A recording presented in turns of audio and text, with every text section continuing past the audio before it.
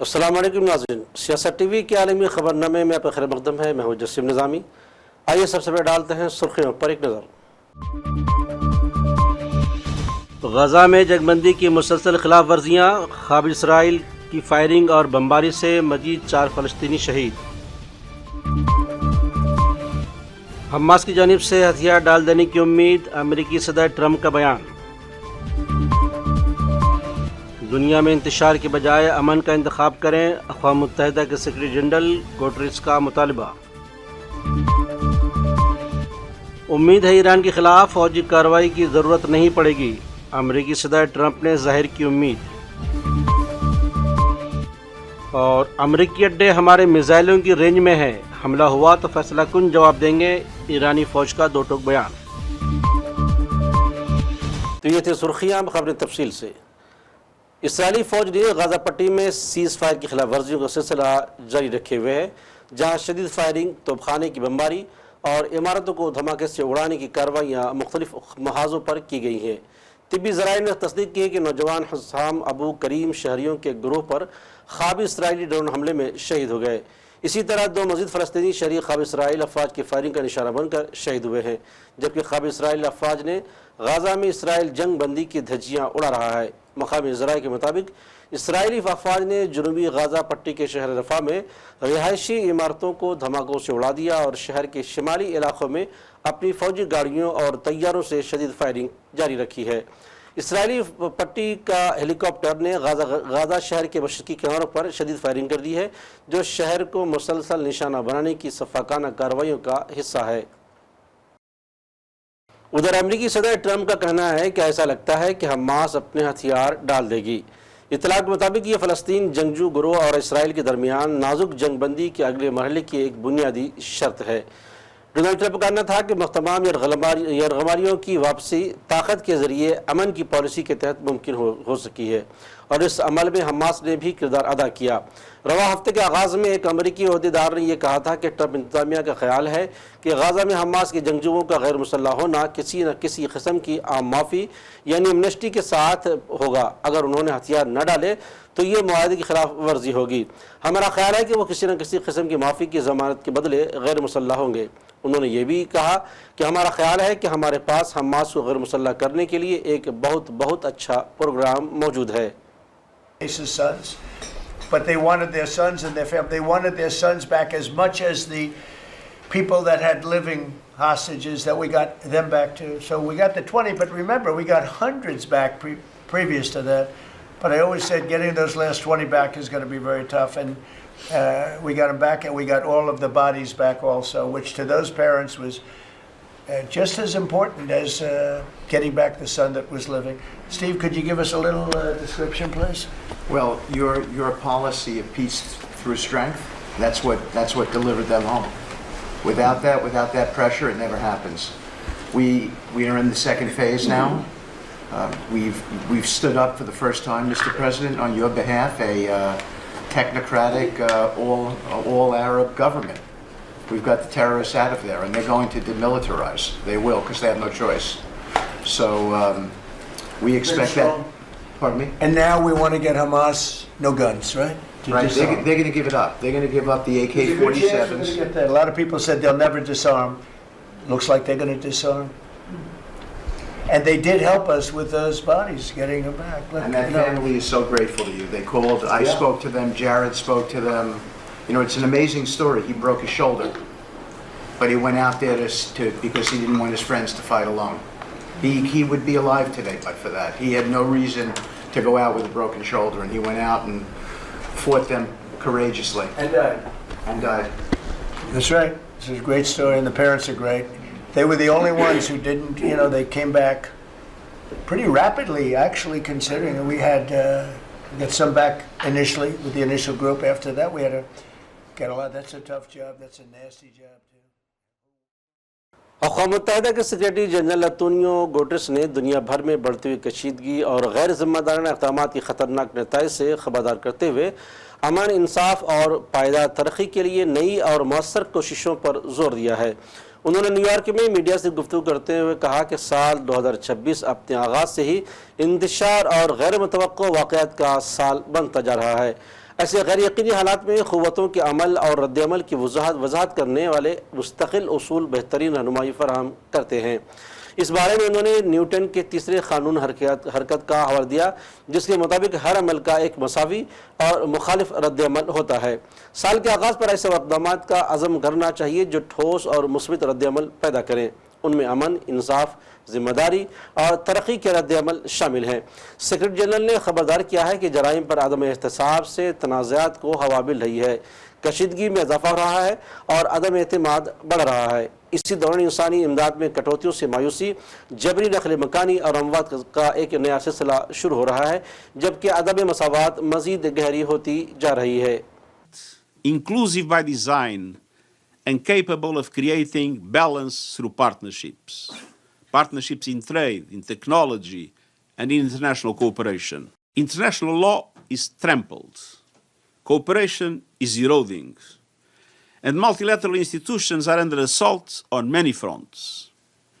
When perilous actions do not meet adequate reaction, the system destabilizes. And impunity is driving today's conflicts, fueling escalation, widening mistrust, and kicking the doors open for powerful spoilers to enter from every direction.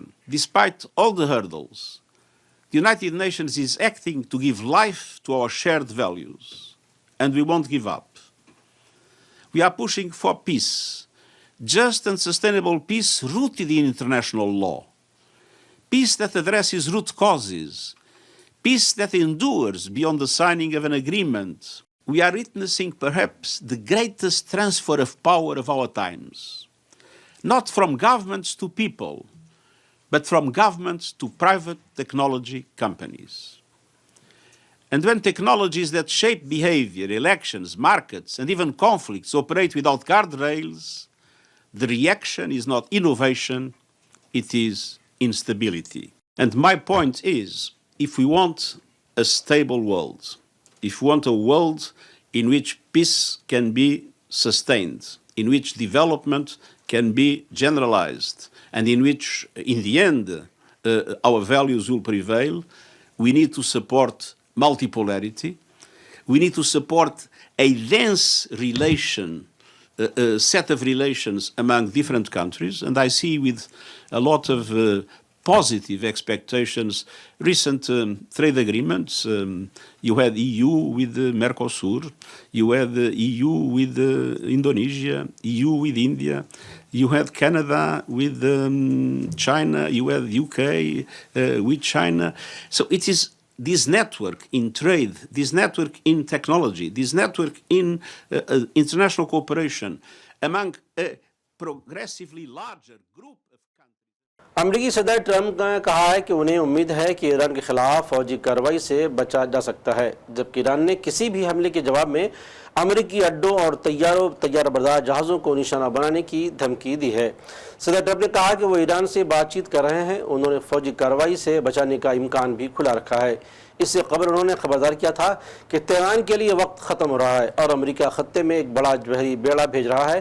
جب ان سے پوچھا گیا کہ کیا وہ ایران کے ساتھ بات چیت کریں گے تو صدر ٹرمپ نے صحافیوں کو بتایا کہ میں بات کر چکا ہوں اور میں اس کی منصوبہ بندی بھی کر رہا ہوں۔ And are you planning on it? I have had, and I am planning on it, yeah. We have a lot of very big, very powerful ships sailing to Iran right now, and it would be great if we didn't have to use them. Can you say what the message was that you shared with Iranians? Well, I told them two things. Number one, no nuclear, and number two, stop killing protesters. They're killing them by the thousands. You know, I stopped 837 hangings 2 weeks ago, but they're going to have to do something. دوسری طرف ایرانی فوج نے دو ٹوک الفاظ میں آج واضح کر دیا ہے کہ کسی بھی نئے حملے کی صورت میں فوری اور فیصلہ کن جواب دیا جائے گا۔ ایرانی سرکاری میڈیا کے مطابق فوج کے ترجمان نے کہا ہے کہ ممکنہ حملے سے نمٹنے کے لیے فوجی منصوبے اور احکامات پہلے ہی جاری کر دیے گئے ہیں۔ ترجمان نے واضح کر دیا ہے کہ اگر دشمن سے نے ایک بار پھر کسی احمقانہ عمل کا ارتکاب کیا تو ایران فوری رد عمل دے گا۔ انہوں نے کہا کہ خطے میں امریکی فوجی اڈے اور طیارہ بردار جہاز ہمارے اہداف ہو سکتے ہیں۔ یہ اڈے ہمارے درمیانی فاصلے کے میزائلوں کی رینج میں ہیں اور اس حوالے سے تمام ضروری منصوبہ بندی مکمل کر لی گئی ہے۔ ایرانی فوجی قیادت کا کہنا ہے کہ ملک کے دفاع اور کسی بھی جارحیت کا مؤثر جواب دینا ایران کی اولین ترجیح ہے۔ امریکی وزیر دفاع پیٹ ہیگسیت نے ایران کو ایٹمی ہتھیاروں کی جانب بڑھنے کی سختی سے خبردار کرتے ہوئے کہا کہ امریکہ تمام آپشنز استعمال کرنے کے لیے تیار ہے۔ امریکی وزیر دفاع نے کہا کہ ایران کے پاس معاہدہ کرنے کا موقع تھا، ایران کو اپنی جوہری صلاحیت میں اضافہ نہیں کرنا چاہیے۔ انہوں نے دعویٰ کیا کہ محکمہ دفاع ایران کے معاملے پر صدر ٹرمپ کی توقعات کے مطابق عمل کرنے کے لیے تیار ہے اور صدر ٹرمپ جو چاہیں گے پینٹاگون کو وہ کرنے کے لیے تیار رہنا ہوگا۔ واضح ہے کہ امریکہ نے بحری بیڑا مشرق وسطیٰ میں تعینات کر دیا ہے اور ایک روز قبل امریکی صدر نے ایران کو دھمکی دیتے ہوئے کہا تھا کہ ایک بحری بیڑا تیزی سے بھرپور طاقت اور واضح مقصد کے ساتھ ایران کی طرف بڑھ رہا ہے۔ اس قبل ایرانی وزیر خارجہ عباس عراقچی نے امریکی صدر ٹرمپ کی دھمکی کا جواب دیتے ہوئے کہا تھا کہ ایرانی فورسز کی انگلیاں ٹریگر پر ہیں اور ایرانی فورسز کسی بھی جارحیت کا جواب دینے کے لیے پوری طرح تیار ہیں۔ ادھر پاکستان نے ایران کے خلاف طاقت کے استعمال کی مخالفت کی ہے اور زور دیا ہے کہ تمام تنازعات سفارتکاری کے ذریعے حل کیے جانے چاہیے۔ ادھر امریکی صدر نے امید ظاہر کی ہے کہ ایران کے خلاف فوجی کارروائی کی ضرورت نہیں پڑے گی۔ پاکستان نے کہا ہے کہ وہ اپنے برادر ملک ایران کے اندرونی معاملات میں مداخلت سختی سے مخالفت کرتا ہے۔ پاکستان کے وزیر اعظم، وزیر خارجہ اور دفتر خارجہ کی جانب سے جاری الگ الگ بیانات میں عمران کے خلاف طاقت اور جبر کے استعمال کی مخالفت کرتے ہوئے تمام تنازعات کو بات چیت اور سفارتکاری کے ذریعے حل کرنے پر زور دیا گیا۔